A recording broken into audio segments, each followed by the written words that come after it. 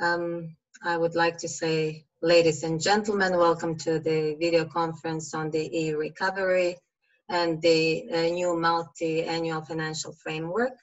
Yesterday, the Commission presented its proposals, and today we're going to hear from the Parliament side. So you have the opportunity to actually hear firsthand from the Parliament side, because I'm really delighted to have with us today EPP, European Parliament's negotiators for the MMF, and these are Ms. Margarida Marques and Mr. Jan Olbrycht. Warm welcome to you both. Both Ms. Marques and Mr. Olbrycht are members of the Budget Committee in the Parliament. Ms. Marques is a Vice Chair and she's a Social Democrat. And Mr. Olbrycht is a Vice Chair of the EPP group in the Parliament, and he's a veteran in this institution, if I can say so, because this is his fourth term. Anyway, I think I talked enough. I would now like to give the floor to our speakers. Ms. Marques, maybe to start with a general overview and comment of what we heard yesterday. Okay, thank you very much, and congratulations to organize this meeting. It's very useful because we need to do it to explain, but also to listen on the proposal of the Commission. Because, as I said yesterday to a Portuguese radio, we are leaving the church. So we have yet a long way to do. But what I think that we need to recognize today with the proposal of the Commission is that the Commission was very innovative. And the Commission also broke some taboos. And I can give some examples. The first one is the creation of this fund with this amount, and how to organize, how to build this fund.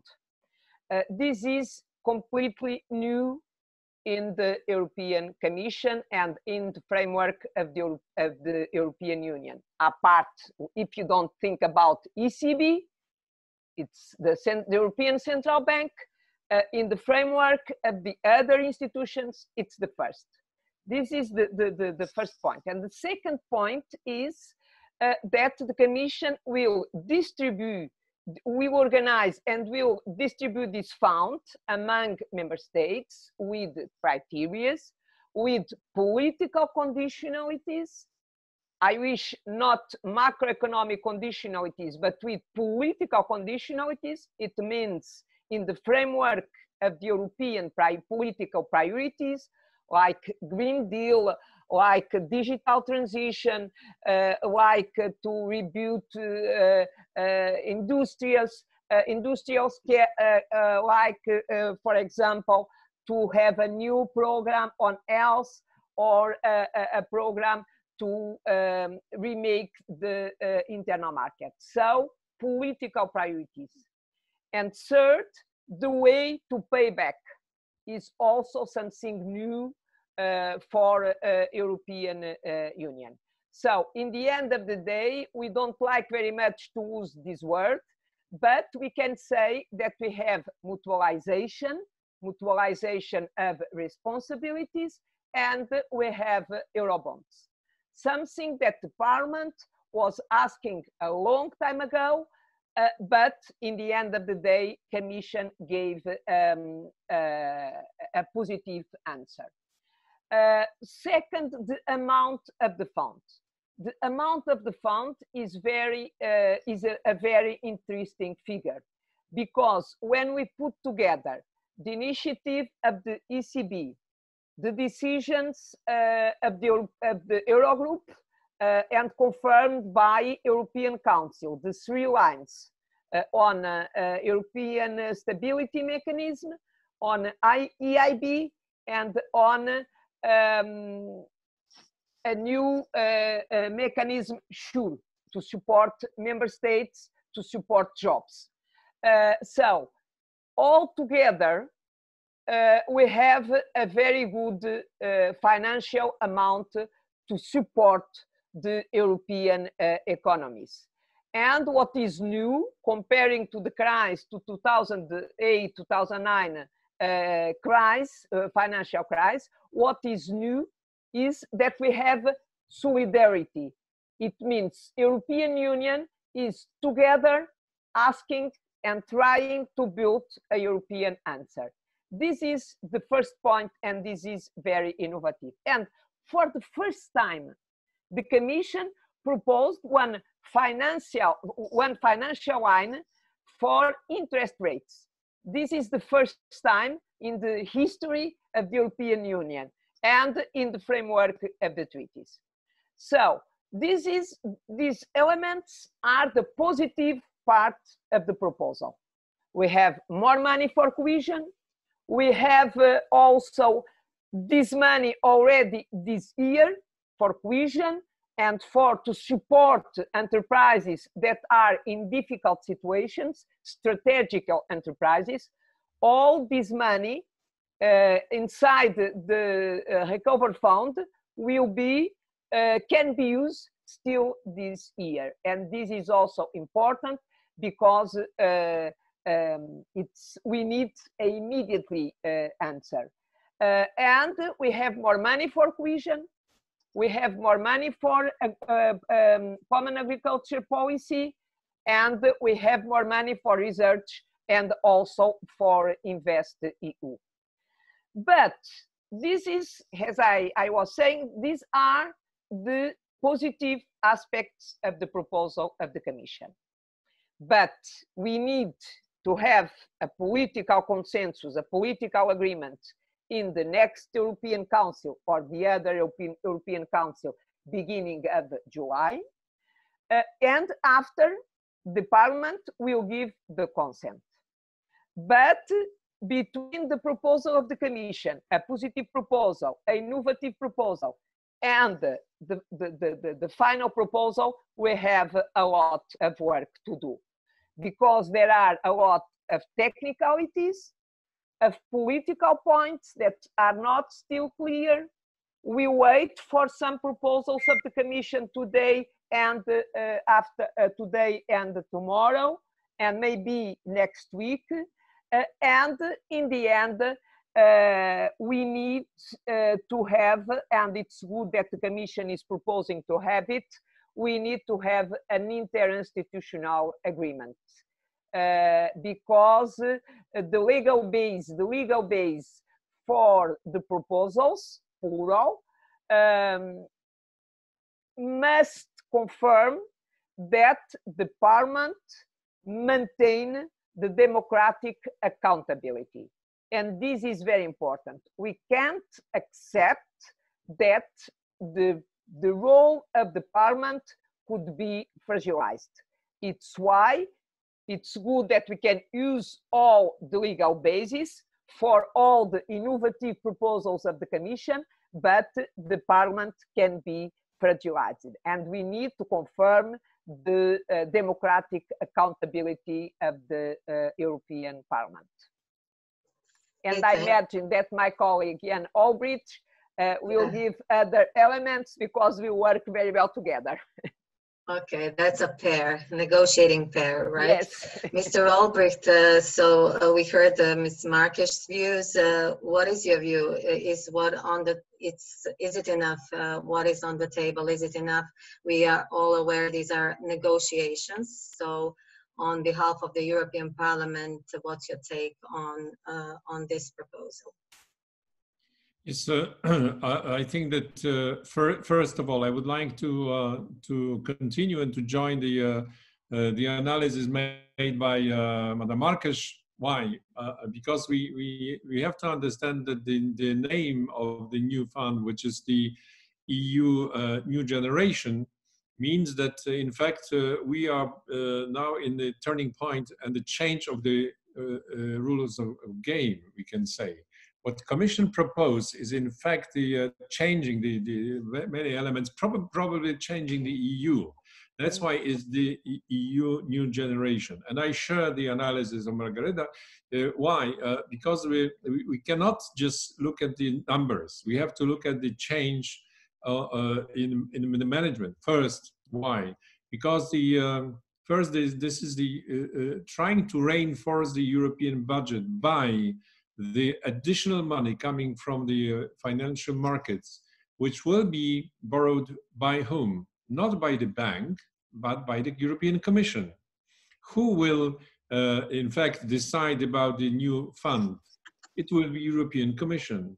Who will put the conditions to this fund, like what has been said, like Green Deal as a condition, digital elements, social elements, but also rule of law, and who will decide, and the European semester. I think this is very important. The European semester will be one of the conditions to have this money. It's not by chance that the Commission says this is the voluntary action. It means that the member states can ask for money from the new fund if this country, this state, or the government is ready to fulfill all the obligations. And of course, if it's really touched by the consequence of the coronavirus.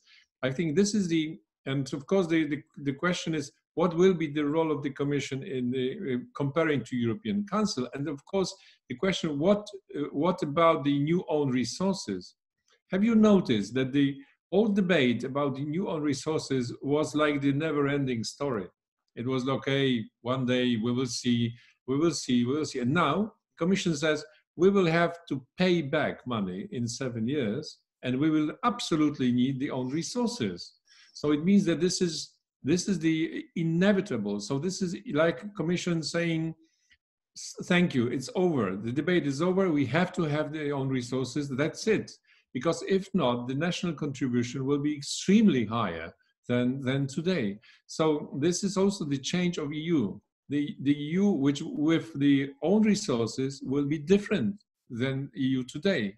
So first remark, this is the question of the EU as such. Second, just 2 or 3 weeks ago, with Madame Marques, we had a chance to talk to the Commission. And that time, they were thinking about the national guarantees for the fund.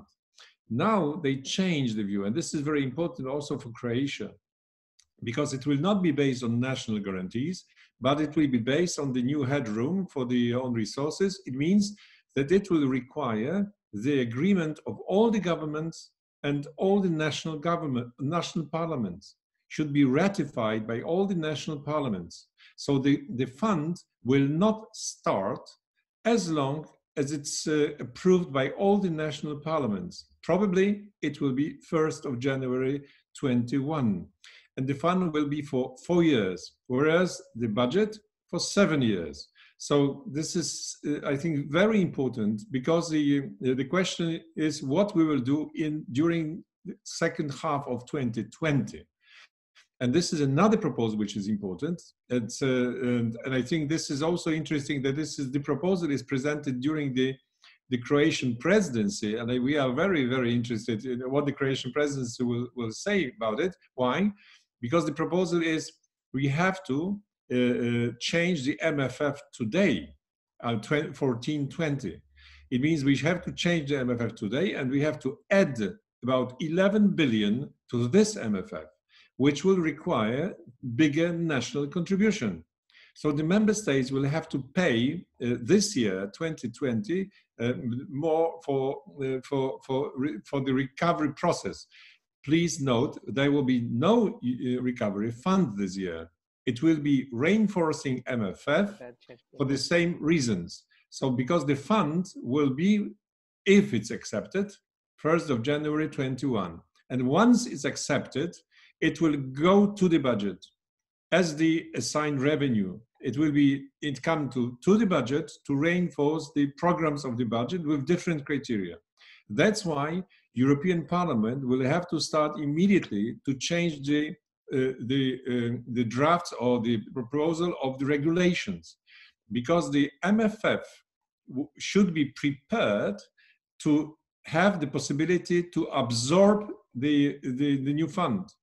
Because it's like preparing the shelf for the books. I mean, we will have to have the shelf to have the new books, because if there's no place, the fund will not be able to enter into the budget. I will give you the example. For example, today in the ESF, we have the fund, we have the money for health activities.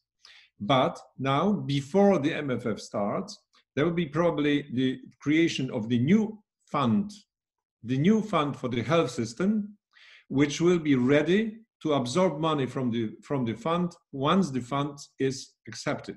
So the whole construction is completely different. And of course, it will require a big flexibility and the openness. What about us? Of course, when we, as a parliament, we mainly think about the long-term thinking and the consequences. As a parliament, we are interested in a strong budget, because budget is important. And we know and we see that the governments probably will accept smaller budget, but to have it, the fund. So we know very well that the situation in different member states is extremely difficult, and they will not be ready to pay more, but still, we have to think about the budget as a long term. Why? Because after 7 years, it will be budget who will pay back. So that's why we have to be aware of this. So we have to think now about the budget, even if it's smaller, according to the Charles Michel proposal. What is the construction of the budget? What will be the programs in the budget? What about cohesion policy in the budget? What about the agriculture policy? What about all the programs in the budget? Why? Because the fund will be temporary. The fund will come for 4 years, it will reinforce the programs, and it'll disappear. And the budget will stay. So we have to think about continuity. We cannot have 3 or 4 years big investment and next the rest. Zero. Which is not possible. So I think that in general, what I observed during the debate, the general approach of the parliament, was, okay, we think that the change is absolutely necessary. We have to find the new money to help Europe to recover, clear. We are ready to cooperate with finding the new solutions and the new fund. But we have to be responsible. So we have to have a very clear relation between MFF and the new fund. We will have to have the very clear rules concerning the channeling the fund into the new into the MFF. Very often, the people, they simplify it and they say, "Oh, right, the parliament is just fighting to be as important as the council." This is a very general view. It's not the case. Today, the parliament is not fighting for its position. The parliament is trying to behave on a very responsible way. Okay, we have to be responsible. We know that we need extraordinary solutions, but these solutions should have the consequences in future. And we are ready to take part in this. But we have to be treated also on a very serious way. That's why if the rules are not clear, I mean, the link between MFF and the fund, if the budget is extremely cut, please note that the frugal states, they didn't resign. The frugal state will not be happy with this proposal of the budget, because they were not very happy with the proposal of the Charles Michel. So if at the end the budget will be cut, even comparing to the proposal of yesterday, the parliament is ready to say no to MFF. We hope not. But probably I will try to change the expression. We are ready to accept MFF if the conditions are fulfilled. It's not that we are ready to block. We are ready to accept, but we have to take part in this in a responsible way and think about the consequences and to be treated seriously. So that's why general approach is positive, but much more, I mean, going into details. That's why we are waiting now for the new proposals from the government. And the last remark. Yesterday, I don't know what was in Portugal and what was in Croatia, but Commission non-officially presented to the journalists the national allocations. the national allocation of new fund. It was a real explosion. Why? Because the message was, you will get it. It's like my country, Poland. We are fourth, the biggest, to get money. I mean, and the message is, you have money. This is not true. This is not true. We are just at the beginning. First, we have to have the proposal to be accepted. Next, even if it's accepted, let's hope it will be accepted. Secondly, the member states should have the program. Next, the member states should fulfill the obligations and the conditions. And next, to get money. I don't know what is in your country. In my country, for example, the government declared, we got it. We got 60 billion. We are this is the Italians, Spanish, French, and Polish. We get it.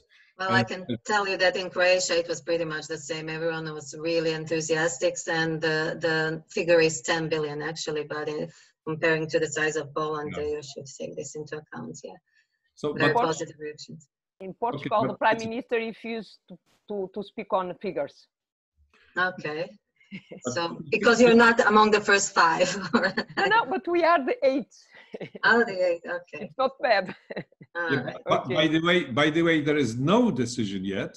Yeah. The decision on the allocation should be made today on a written procedure inside the Commission, and we don't know what are the real numbers, but even if they are known, how can you say today that you will get it if they are the credits which depends on the project, etc. This is not about national envelopes. So I think that the message you get it is purely statistic. And this statistics is based on the GDP. I mean, the percent of the GDP of the country comparing to the whole GDP of the EU. So statistically, you can get it. The question is if you can do it. I mean, fulfill the obligation, etc. So, okay, thank you. Thank you. I would now like to give the floor, to open the floor for questions. I have to explain that we not only have member media representatives, but also members of certain government agencies and academia. So I'm sure they have, Ivana Dragicevic has raised her hand. So Ivana, please go ahead. Thank you so much, Barbara, for organizing this, and thank you to Ms. Marques and to Mr. Olbrycht for your frankness, because what we are lacking now is real frankness, because we are all in the same boat. So considering the thing that you said, okay, this is innovative, this is new, this is something that has to be supported in a way, and this procedure that we have, first programs, then conditions, then you get the money if everything goes as well at the council. How important it is, if it passes, the issue of control over the funds and you know, real monitoring over conditionality, because this is something that German Chancellor raised yesterday, and we know what was the debate over this and before the corona. Thank you. Margarida, yes. Okay. First of all, only one point on the distribution. Effectively, the communication of the Commission yesterday had agreed. And with this grid, everybody started to make some, to build some figures, and this was the ceiling until X. But my Prime Minister refused to use figures, and I did the same. I went to the television yesterday evening, and I refused to use the figures, because Portugal is very well placed. It's the 8th in the list. But without the figures, it depends until the end. So I spoke about 4.2 because it's a figure in the communication, but not on amounts. You ask a very interesting question. How can I say? From the positive, I try to answer in the positive side and the negative side. The positive side is that all the exercise will be developed in the framework of the European semester. It means that each member state will send his recovery program. The recovery program must respect the European priorities, the political priorities, and the program will be adopted, financed, always with the criteria of the European semester. But what is important here is conditionalities, only political conditionalities. So this, it's written, and this is important to underline and to repeat and to repeat. Why? Because you can have the negative side. It means, for example, for Portugal, for my country, when we listen to speak about conditionalities, for us is macroeconomic conditionalities. And you refuse the macroeconomic conditionalities. I'm very in favor of political conditionalities. I need to say it. I'm in favor that we need to integrate in the mechanism, and European semester is the good mechanism. But it must be clear that political conditionalities are very different of the macroeconomic conditionalities. And my country and myself, I refuse completely macroeconomic conditionalities. Yes, if I can add something to this, this is a very, very, very clear situation that the debate about the conditionalities will be quite difficult inside the Council. Because in the Council, the approach, for example, to macroeconomic conditionality will be one of the most hot issues, like rule of law, which also be very important in the member states to accept that the European money cannot be in danger if the rule of law are not accepted, not introduced. So I think that, but in general, to answer your question, this is very interesting that this is like using the possibility to introduce the conditions in a very exceptional moment. So probably the crisis opens the possibility to put the conditions and to give money. Why? Because it's like a carrot. Okay, you can have money because you need it, because you are in a crisis, but you have to spend it to the innovative things. You have to accept the rules concerning the semester. You have to accept the priorities like Green Deal, like, for example, all the digitalization and, for example, rule of law, because this is the moment. Because this is the like we can say in politics, this is the momentum. This is the momentum to put these conditions. Because if the situation is normal, you will not do it. But if the situation is extraordinary, you can try to do it. But it will not be accepted without the debate. It will be in the Council. It will be quite tough. And please remember that with MFF and with the new fund as well, they need unanimity. And the next, they need the agreement of the Parliament, especially in the MFF. So I think this is very, very interesting, the debate. So I think yesterday, Madame Merkel just said that she doesn't expect the agreement in June. So the Croatian presidency will finish without the agreement. So to say very openly and not politically correct, the Croatian presidency will not be blamed to have not to have the agreement or not. It's rather now the German presidency which will be obliged and responsible to do it, even if they were doing everything not to do it, because they were trying to put it on the Croatian presidency. But now they will have to do it. And I think yesterday's declaration is clear. It's what it means. If she said it yesterday, it means that she expects difficult problems among the member states to have the agreement. So, and we have to be aware of this. But first, they need to change the MFF of today. They have to add this 11 billion, and this is first step. Thank you very much. I've seen 2 raised hands. Even Dragicevic, I guess this is a follow-up. So you go first. No, this stayed from the last time. Tea is on, I think. Okay, then Tea, okay. please.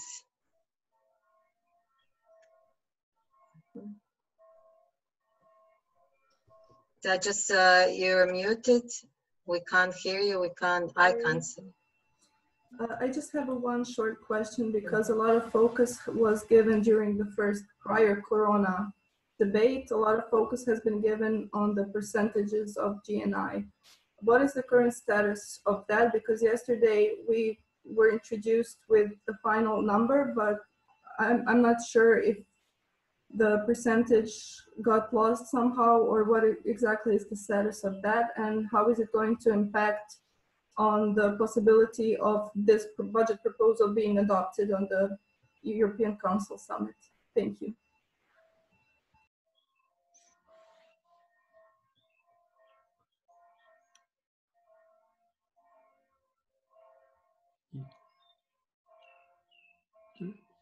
We don't hear you, Margarida, yes. It's me. I thought that it was that time, it was you. But okay, I answer. Okay, so maybe Okay. next time I will start. Okay. Okay. The first point, we need a new grid. It was clear in the beginning that we couldn't, the Commission couldn't use the grid, 2018 grid, the distribution on the 2018 proposal, May 2018, neither the Berlin grid. So the Commission built a new grid. And it means that is a balance, as I could see in the table yesterday, with the GNI and the unemployment.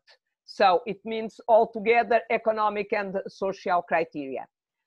This is the first point. The second point, but this is the proposal of the Commission. It must be to the European Council, to the European Parliament, co-decision, and so on. We will see which will be the procedure. Concerning the European Council, I think that the next European Council will be difficult, and if it happened to have a political agreement already in June, it was the first in the life of the European Union. It was the first time. So I imagine that it will inaugurate, it will open the Germany presidency, maybe with an European Council beginning of July. But my point is, when I look, to be very sincere with you and very transparent, when I look to the proposal, the MFF, the traditional MFF pillar and the recovery fund, both together, I think that in the end of the day, an agreement is possible. It's easy, no, it will be difficult, but it's possible. Because with these two pillars, Council, Charles Michel, will have the capacity to have, to distribute and to conciliate among both groups.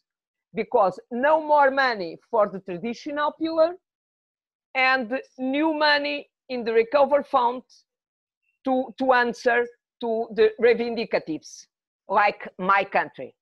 So with these two possibilities together, and a political agreement is possible, and in the end of the day, all the prime ministers can go back to his or her capital saying, I'm a winner.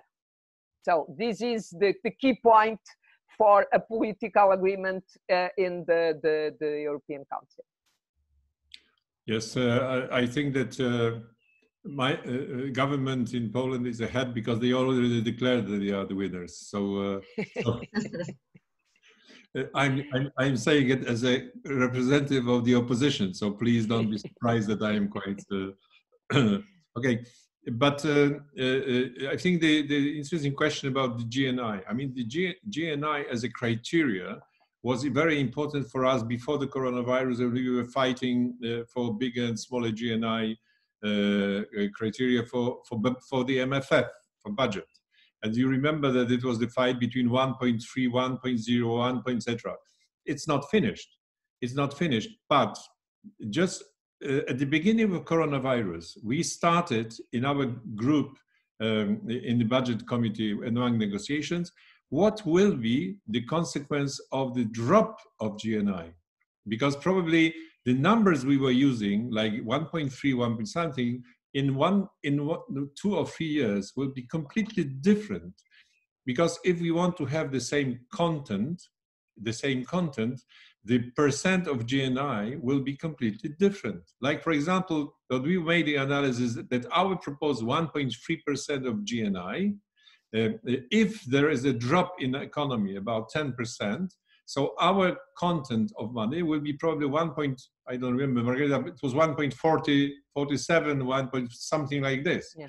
And the proposal of Austria, for example, 1%, if they want to have the same content, it will be 0.85, 86. So it's completely different. So that's why we decided not to go into the trap of GNI, but to speak about the content.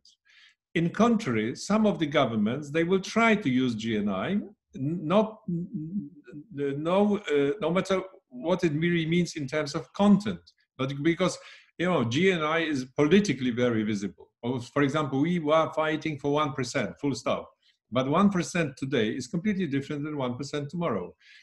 And even more, the percent of GNI is important for MFF. But in fact, as you notice, it has completely nothing to do with the new fund. With the new fund, nobody is speaking about GNI. In contrary, what happened in the new fund, there was the plot made by some of the institutes of research economic that the fund will be directly linked to the GDP.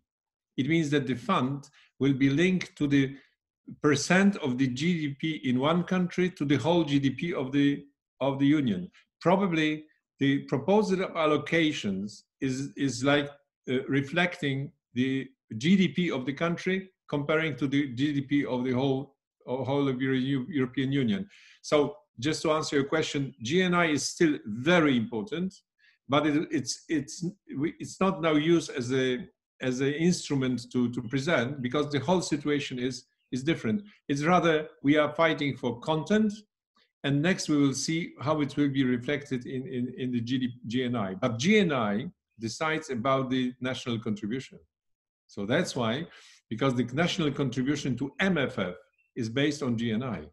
So that's why it will not disappear. It will be one of the most difficult problems. But for a moment, maybe you noticed yesterday during the whole speech of Ursula von der Leyen, it was even no word about GNI, nothing. I think it's very significant. Right.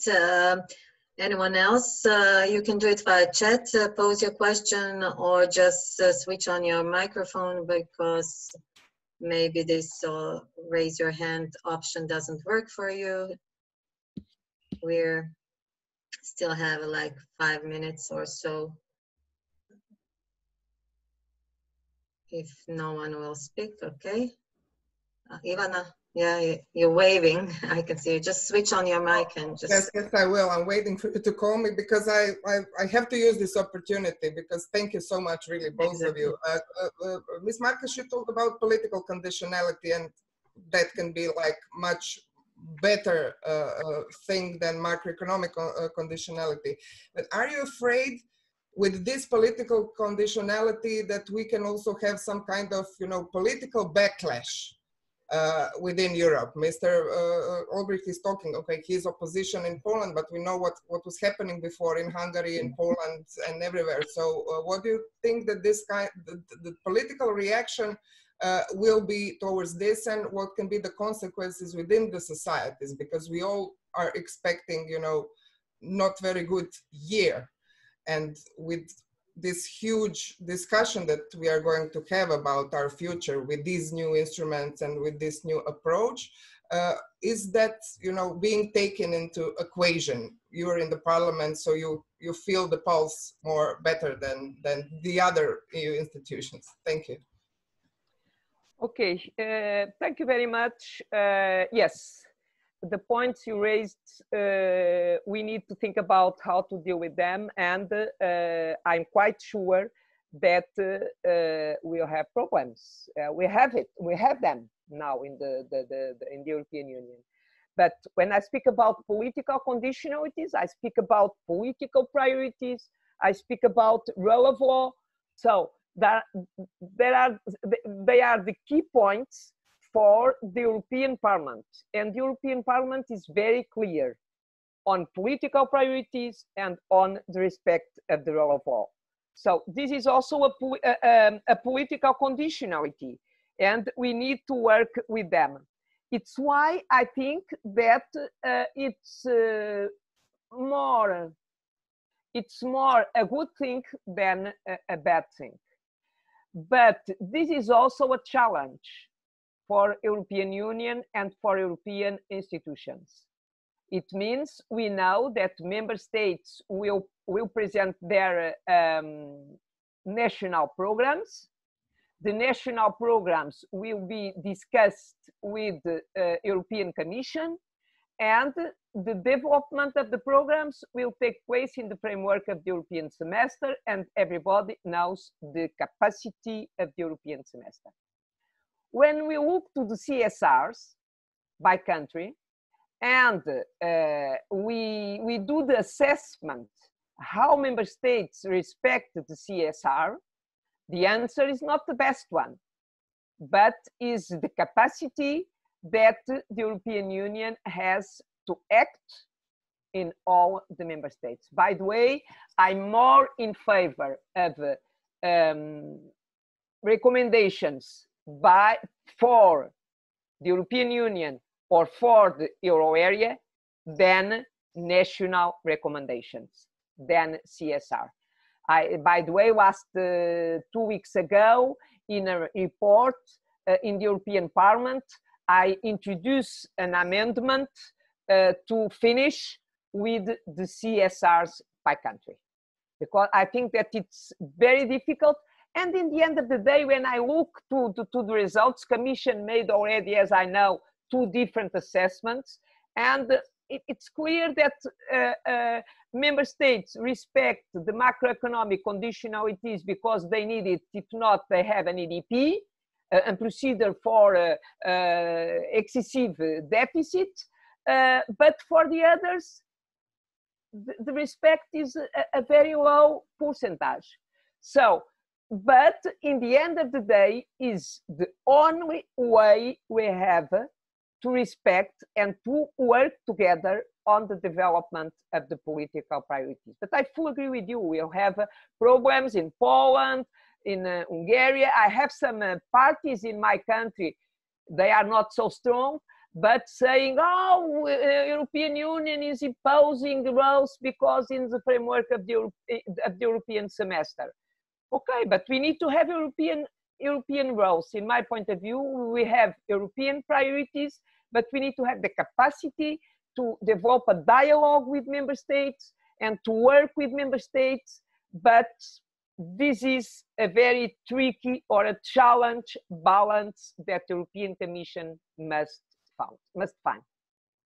I absolutely agree that the problem of the national recommendations, it's one of the very sensible elements, because it's also the question of how do they know better than the national what should be done. So I think we should have the same rules, but what I absolutely agree, absolutely the same rules for everybody, and it should be accepted. If someone is not using the same rules, it's not fair.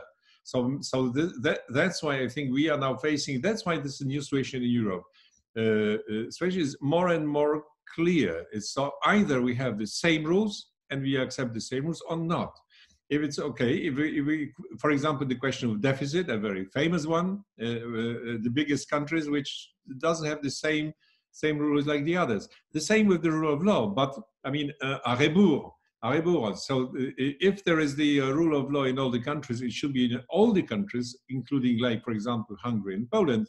But because they are the same rules, the concrete organization solution can be completely different in each country. It's not a problem, but the rules should be the same, and we should have the same rules accepted by everybody.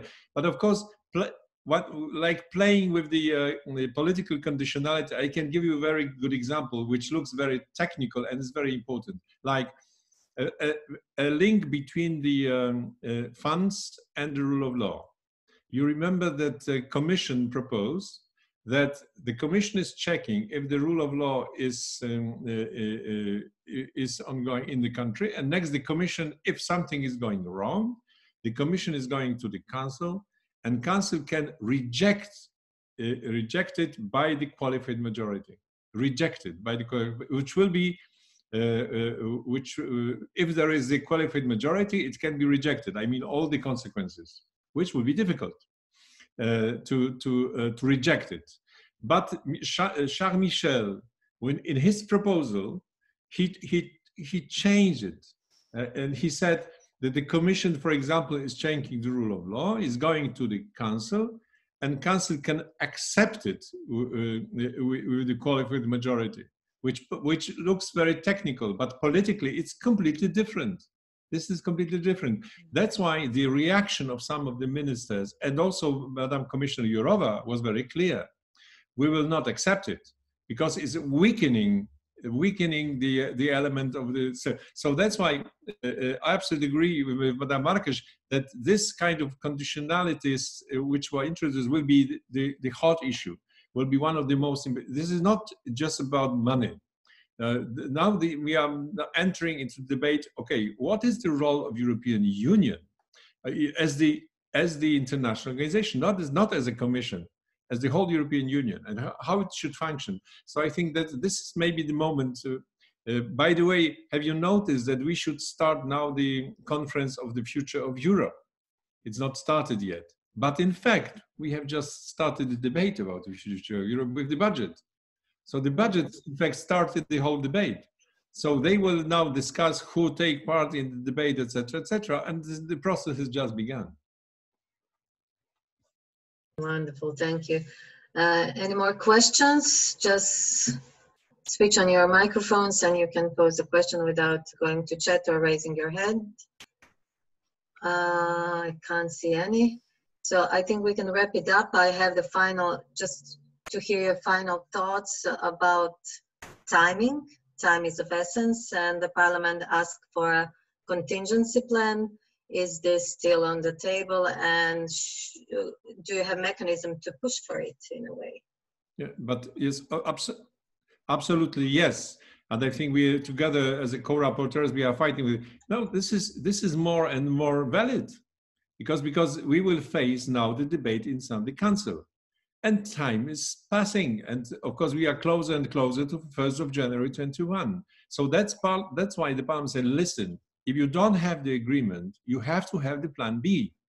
This is our situation. And we made it in our resolution and our own initiative report, and we are still waiting for this. Because, okay, if they can make the agreement, it's all right, do it. But if the debate starts being more complicated, we will need a contingency plan as well. Do we have the instruments to do it? It's not the instrument. If there is no agreement on MFF, this is automatic. But they should have the plan how to do it, because it's not on the automatic numbers, it's about changing the regulation. So we insist all the time, please be responsible, prepare the plan B. I'd like also to add something. We are both, we propose this report to create this contingency plan. But I think that for us, there are two key points or two key words. The first one is time, and the second, amount. So I can say that those two words are the two key words. And by the way, President Sassoli is always repeating doing this statement. But for us, what is clear, it's impossible to have a gap between the end of this current MFF and the next MFF. It's impossible. Nobody could understand why a gap. Municipalities, social partners, stakeholders, NGOs, and so on, will not understand why a gap, because it's exactly the moment when everybody must have money to act. It's why we are very aware that it's possible. We are doing what we can do to have an MFF 1st January 2021. We did it. We can start to negotiate with the Council. We are, since with this new European Parliament, since November last year, we are completely prepared to develop the negotiations. And today, I can say that the only European institution that it's not delivering is the European Council. And the European Council must deliver. But as I said in the beginning, we will not end the exercise with the political agreement in the European Council. Parliament must have time enough to prepare and to give its consent. It's why we need to have a plan B, because we can't have the risk of a gap between the end of current MFF and the beginning of the next one. Okay, thank you very much. We have, okay, Ivana says hello to everyone. She had to leave. She's a correspondent with N1 Broadcaster, which is a CNN affiliate in Croatia. I want to thank you, first of all, to our speakers, Madam Marques and Mr. Olbrycht. This was really, really useful. Thank you for your time. Once again, I know you're really busy and everyone wants to, for you to participate in this event or that event, but it really means a lot. I'm sure I'm talking on behalf of all people in the audience. And from our side, we will try to do this again and again when opportunity arises. And thank you once again, and have a lovely day and end of the week. Thank you. Thank you. Thank you, Barbara. Bye. Thank you.